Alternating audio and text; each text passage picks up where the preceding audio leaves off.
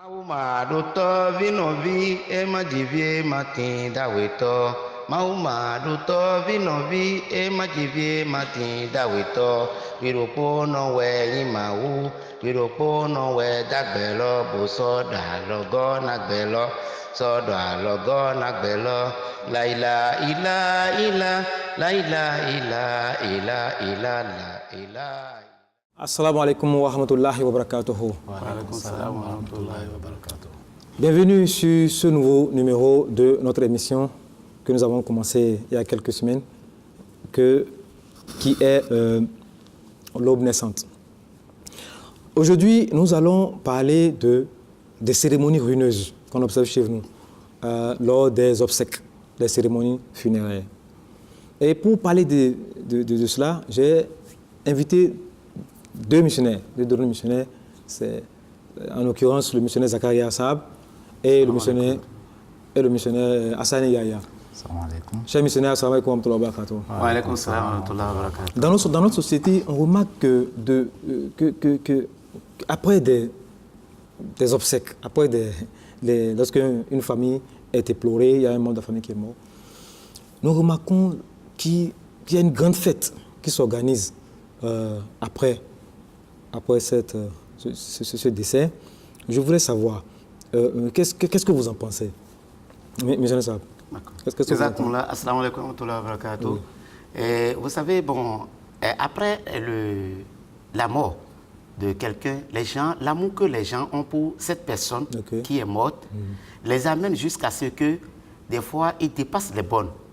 Et c'est-à-dire, quand la personne est décédée, qu'est-ce qu'il faut faire pour que cette personne ait la clémence de Dieu, pour que cette personne ait le salut de Dieu? Donc, les gens ont tendance à organiser des choses juste dans l'intention d'acheter le paradis pour celui-ci qui vient de les quitter. Ok, donc c'est ça qui explique... C'est leur intention. Ok, d'accord. Ok, M. Saab. Oui. Partout au Bénin, surtout, je parle du cas du Bénin parce que c'est le cas que je maîtrise le plus, mais avec ce que nous avons appris, que d'autres nations aussi, ça donne à cela. Comment expliquez-vous aussi, après ce que le missionnaire vient de dire? Vous savez, ce qui se passe, c'est que la cérémonie après la mort, ça existait depuis longtemps. Okay. Mais le fait d'exagérer, le fait d'amener ça à l'étape où ce n'est plus une cérémonie pour pouvoir sentir les douleurs de cette personne qui nous a quittés. C'est devenu comme une joie. C'est devenu comme une fête parce que la personne nous a quittés. Donc, ceci n'est plus dans le cadre du respect de Dieu, ni même du respect du sentiment de l'être humain que nous sommes.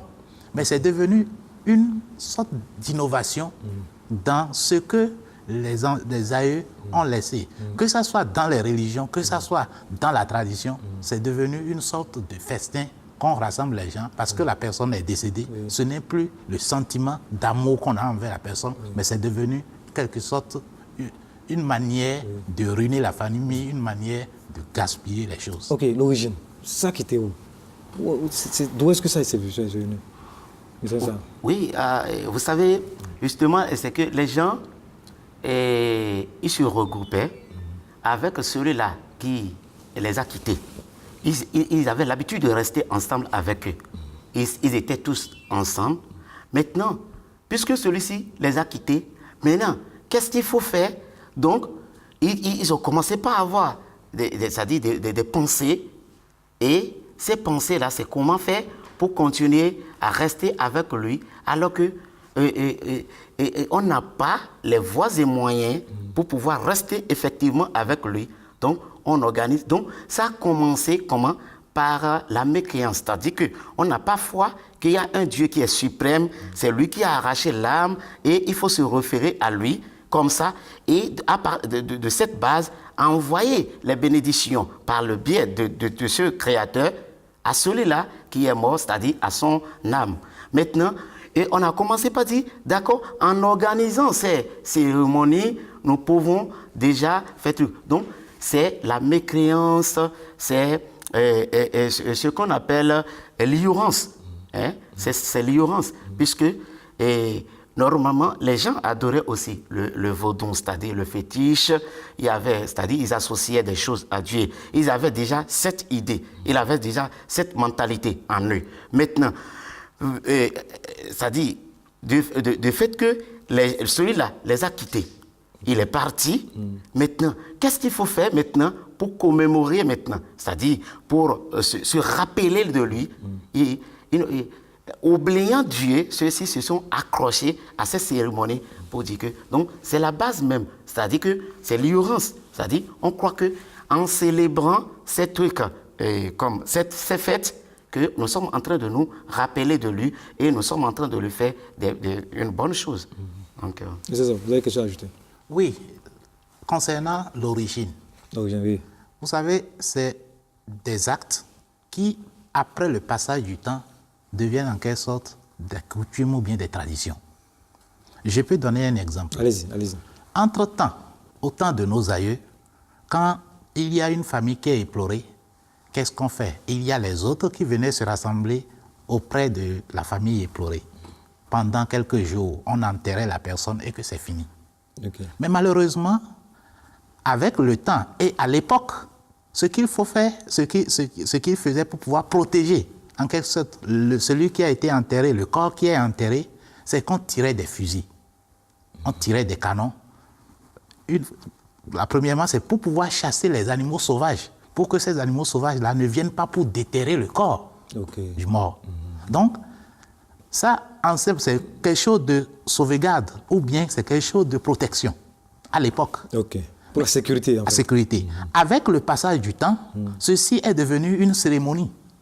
De telle en sorte que quand quelqu'un meurt, on dit il faut tirer des fusils. Même aujourd'hui que nos villages sont civilisés, où il y a la lumière partout et qu'il n'y a plus d'animaux sauvages proches du village, mais on continue encore à faire ce genre de pratiques. Et ceci, c'est dans nos cultures, c'est la culture qui est déformée de cette manière-là et qui est devenue la même sorte. Vous avez quelque chose à dire encore ou bien Non, c'est-à-dire juste un complément. Allez-y. Et vous savez, il a bien sûr dit, c'est ce regroupement-là, parce que ceux-là, ils sont venus juste pour présenter des condoléances à la famille éplorée. Maintenant, ils doivent rester là, les consolider, c'est-à-dire, ils vont leur donner du courage, non oublier ces conseils. Donc, à force de rester là, ils doivent manger. Maintenant, ils préparaient ensemble, ils mangeaient ensemble. Maintenant, les gens ne sont pas rentrés dans l'esprit dans lequel ces gens organisaient ces cérémonies, c'est-à-dire ces regroupements, ils mangeaient, ils faisaient tout. Donc, ils ont continué aujourd'hui. On dit qu'obligatoirement, si quelqu'un est mort, il faut préparer, il faut faire ceci. Alors que ceux-là qui venaient de loin, des kilomètres, ils viennent, ils vont dormir, ils vont rester, ils doivent manger aussi. Maintenant, c'est en ce temps, comme l'a dit le missionnaire tout à l'heure, c'était dans cet esprit qu'ils faisaient ça. Mais aujourd'hui, c'est devenu comme, c'est-à-dire une autre coutume qu'il faut toujours faire. C'est obligation, mais ça, c'est devenu comme quelque chose d'obligatoire. Oui, c'est vrai, c'est bon. C'est vrai. Merci beaucoup. Mais chez les musulmans, parce que moi, parfois, les membres de ma famille qui ne sont pas forcément des Ahmadis, chez les musulmans, on remarque aussi que des cérémonies durent, après la mort, ça dure 1 mois, 2 mois, 3 mois, 4 mois même, pour célébrer un seul mort. Quel est le point de vue de l'islam? Revenons au niveau de l'islam. Quelle est la manière la plus appropriée que l'islam enseigne, à la lumière des traditions et peut-être pourquoi pas du Saint-Coran? Vous connaissez? Allez-y. D'accord. Ou bien, allez-y, monsieur. D'accord, ce que vous voulez. Allez-y. D'accord. Et pour le cas de l'islam, c'est spécifique, c'est très important. C'est un cas ici, nous devons dire sur ce plateau que franchement, ni le Saint-Coran, le Saint-Coran n'a pas dit d'organiser ces genres de cérémonies. Qu'est-ce que le Saint-Coran a dit? Ou bien qu'est-ce que l'islam a préconisé? Le Saint-Prophète Mohammed sallallahu alayhi wa sallam, lui-même, il est l'exemple parfait. Le Coran a dit que vous avez un Saint-Prophète Mohammed sallallahu alayhi wa sallam, un exemple parfait. Donc c'est lui. Et puis, nous avons vu le Saint-Prophète sallallahu alayhi wa sallam. Et d'abord, avant sa naissance, son papa était déjà décédé. Après sa naissance, sa maman est décédée. Il a perdu ses oncles, il a perdu ses tantes, il a perdu même ses enfants, il a perdu aussi, comment dirais-je, ses disciples, c'est-à-dire ses femmes, il les a perdus. Le prophète Mohammed sallallahu alayhi wa sallam, qui était qui était vraiment l'exemple et qui est l'exemple et qui sera toujours l'exemple parfait, ne l'a pas fait. Mais pourquoi allons-nous le faire? Maintenant, vous avez parlé des versets coraniques ou bien des sunnas. Vous savez, il y a beaucoup de références. Il y a beaucoup de références. Vous allez peut-être nous citer quelques-uns. Non, ici, par exemple, dans la sourate 6, c'est-à-dire chapitre 6, Allah nous dit que nous n'avions rien omis dans le livre. Donc, Allah n'a pas oublié quelque chose dans le livre. Il a dit, tel est en toute droiture mon chemin. Suivez-le donc. Ne suivez pas les chemins qui vous éloigneraient du chemin de Dieu. Okay. Ces chemins qui vont vous éloigner du chemin de Dieu. Puisque c'est le saint prophète Mohammed sallallahu alayhi wa sallam qui est l'exemple parfait à celui qui est recommandé par Allah lui-même. Oui.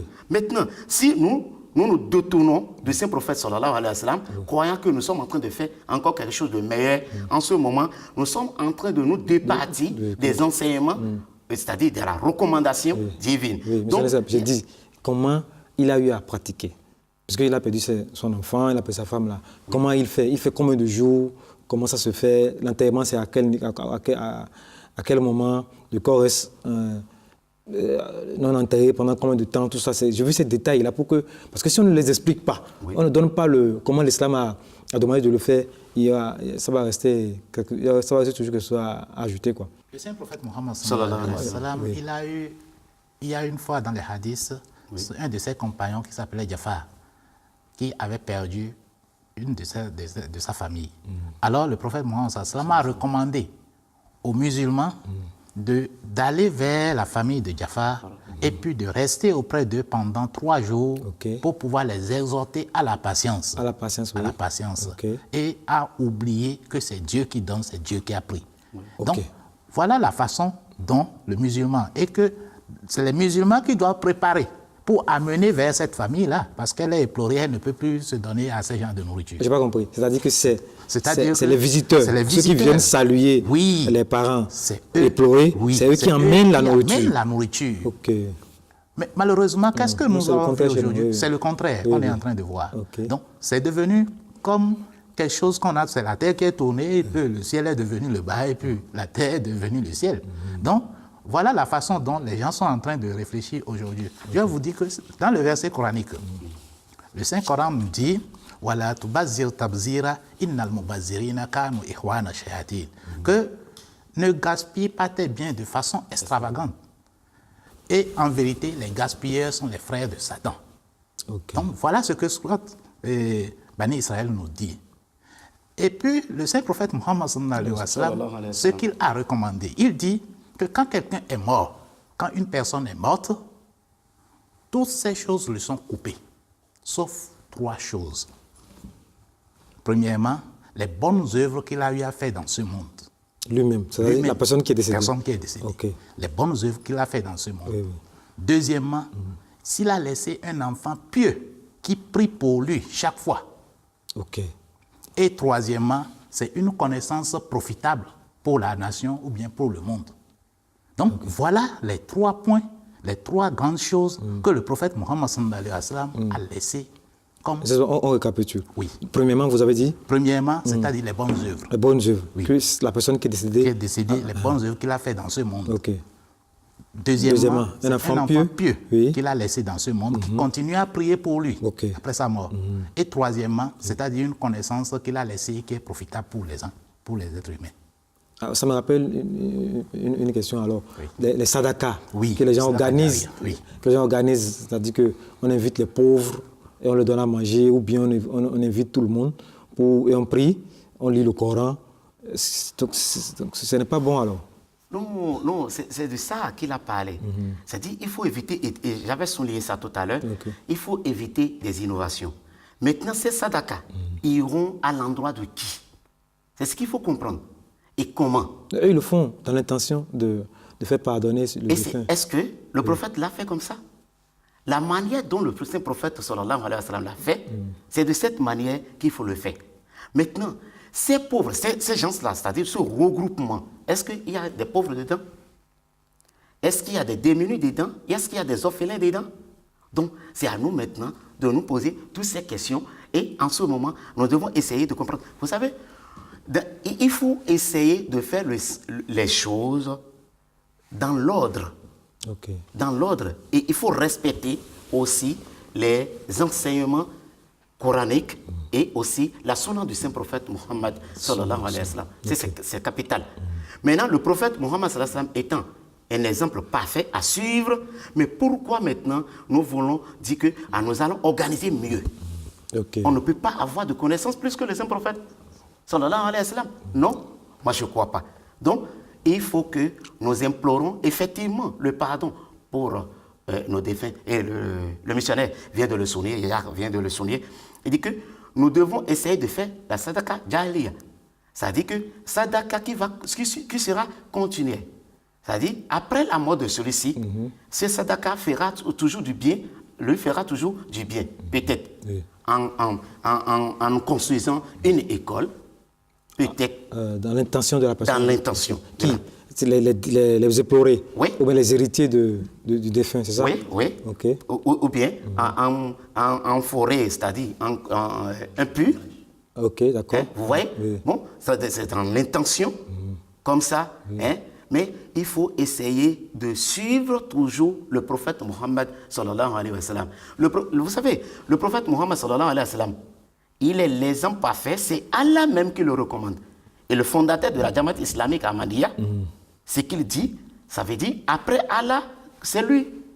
Donc, il faut qu'on essaie, dans toutes nos pratiques, nous devons essayer de voir est-ce que le prophète l'a fait. Il y a des prières comme dans le Saint-Coran, ces prières, ces genres de prières, il faut essayer de les réciter. Ça dit qu'on demande le pardon à Allah. Bon, Allah peut l'accepter comme il peut aussi le rejeter. Ok, vous avez quelque chose à demander? Oui, parce que c'est quel objectif ils visent?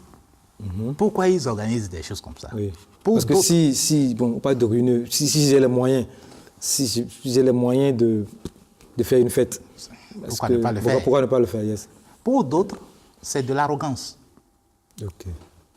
L'arrogance parce que mon père est décédé, ma mère est décédée, ou bien telle personne est décédée pour moi, ils organisent la fête. Okay. Et pour d'autres, ce n'est pas seulement l'arrogance, mais c'est plutôt une manière de détruire les biens de la famille. Puisque les héritages. Les héritages. Pour en profiter. Donc, la personne qui est décédée a laissé un enfant ou bien il a laissé des enfants qui ne sont même pas encore, qui n'ont même pas encore l'âge de prendre en charge leurs biens. Qui ne sont pas majeurs. Qui ne sont pas majeurs. Oui, oui. Donc, c'est un tel qui est décidé comme le père de famille. Ok. Étant le père de famille et qu'il voit que si ces enfants-là grandissent, ils vont hériter toutes ces richesses-là, ils profitent pour pouvoir dire non, on doit faire ça comme ça, on doit faire ça comme ça. Donc, et puis les enfants n'en profitent plus de l'héritage de leurs parents. D'accord, ils vendent une partie de l'héritage pour faire les cérémonies. Je peux te dire que des gens se vendent même des maisons. Des gens vendent même des terrains. Ils achètent des bœufs. Ils achètent toutes sortes de ce qu'il faut, des bâches. On peut même, la personne est décédée, on va le déposer à la morgue pendant des mois avant de pouvoir organiser cette fête-là. Donc, ça détruit toute la famille, ça détruit notre société. Ça ne nous amènera nulle part. Comme il vient de le dire tout à l'heure, pourquoi ne pas prendre l'argent là? Si nous voulons réellement faire quelque chose pour le bien de celui qui est décédé, pourquoi ne pas prendre l'argent là pour construire des écoles? Profit de l'État, en mémoire de la personne. Pourquoi ne pas creuser des pompes et forages? Pourquoi ne pas vouloir planter des arbres un peu partout pour le développement de notre nation? Ok. Donc, sinon, chez nous à Porto Novo, vous savez, avant l'avènement de la Jamaat islamique Ahmadiyya, c'était vraiment pas possible si vous assistez à ce genre de cérémonie. Mais on remarque de plus en plus que les gens prennent un peu conscience. Comment nous allons arriver à faire comprendre cela aux gens? Vous savez, même si ce ne sont pas des musulmans. Oui. Vous savez, le grand remède, c'est-à-dire à ces trucs, c'est accepter l'imam de l'époque. Okay. Ça, c'est très important. C'est très, très important. Parce que le monde est attaqué par plusieurs maladies. Ce n'est pas seulement cérémonie religieuse. Ce n'est pas seulement ça. Okay. Le problème est au-delà de ces cérémonies même. Et ce qui s'y trouve, c'est-à-dire, quand on dit en organisant cette cérémonie, il y a beaucoup de choses qui se passent. Comme le missionnaire vient de le dire tout à l'heure, c'est-à-dire qu'ils profitent et on vend des choses. Et là, ils profitent aussi pour faire des bêtises. Il y a beaucoup de choses qui se passent. Il y a beaucoup de choses qui se passent. N'oubliez pas, par exemple, d'autres en profitent pour pouvoir collecter les tontines. Si. Il y a des tontines qui sont organisées en mémoire de quelqu'un qui est vivant. Et puis on dit, lorsqu'il va mourir, c'est en ce moment-là qu'on va ramasser la tontine. Wow. Oui, c'est pourquoi l'imam m'a dit, alayhi salatu wassalam, regardez, il y a la 6e condition de la bayat. Pour rentrer dans la communauté du réformateur du dernier temps, il est dit que dans la 6e condition, nous devons éviter de suivre des coutumes vulgaires. Coutumes vulgaires, yes. Oui. Ça, c'est très important. Nous devons éviter de suivre ces coutumes parce que nous avons comme guide, le saint prophète sallallahu alayhi wa sallam a dit, je vous ai laissé pour le Coran et ma sunna. Maintenant, Allah a promis que dans le dernier temps, l'imam Mahdi va arriver. Parce que s'il y a une petite maladie, il faut se référer aux infirmiers, aux aides-soignants, tout ça là. Mais si la maladie prend de l'ampleur, il faut des médecins. Il faut des médecins. Et maintenant, il faut essayer de chercher des médecins clés. Des spécialistes. Spécialistes. Okay. Vous voyez, non? Et ces médecins spécialistes en matière de la spiritualité, c'est Allah même qui les envoie. Ce sont des prophètes. Personne ne peut le faire. C'est seulement celui à qui Dieu a donné la connaissance. C'est-à-dire à celui à qui Dieu a donné cette force pour le faire. Donc, Imam Mahdi alayhi salam est arrivé pour nous remettre encore sur la voie tracée par Allah, sur la voie tracée par le saint prophète Mohammed sallallahu alayhi wa sallam. Donc, c'est ça la Jamaat islamique Ahmadiyya. Donc, l'imam Mahdi alayhi salam, son arrivée n'est pas quelque chose de simple comme les gens le pensent. Il faut l'accepter pour être guéri. Il faut l'accepter pour pouvoir voir. Parce que le monde est aveugle. Les gens ne voient plus. Les gens n'entendent plus. Ils n'ont pas la bouche pour parler. Maintenant, pour entendre, pour voir, pour bien s'exprimer, il faut rentrer dans la communauté, puisque c'est une recommandation, c'est divin. Allah l'a dit, le saint prophète Mohammed sallallahu alayhi wa sallam a dit qu'il faut accepter l'imam Mahdi. Il a dit que Faïza raïtumuhu fabayruhu wallahu khabwan ala al-salij. Que même quand vous allez entendre parler de lui, de son avènement, il faut prendre la bayat, c'est lui, même s'il faut marcher à genoux sur les glaçons. Il a dit wallahu khabwan ala al-salij. Même s'il y a des glaçons, il faut marcher à genoux sur ces glaçons. Il a dit faïnahu khalifatullah al-mahdi. Que c'est lui, le khalifa de Dieu sur la terre, et puis il est le Mahdi, c'est-à-dire le guide spirituel. Donc, il y a plein de choses que les gens ont introduites, même puisque vous avez dit islam, à l'islam. Mais ces choses-là ne sont pas de la sunna du saint prophète Mohammed sallallahu alayhi wa sallam. Et le prophète Mohammed sallallahu alayhi wa sallam a dit, quiconque innove dans notre religion des choses qui lui sont erronées seront rejetées.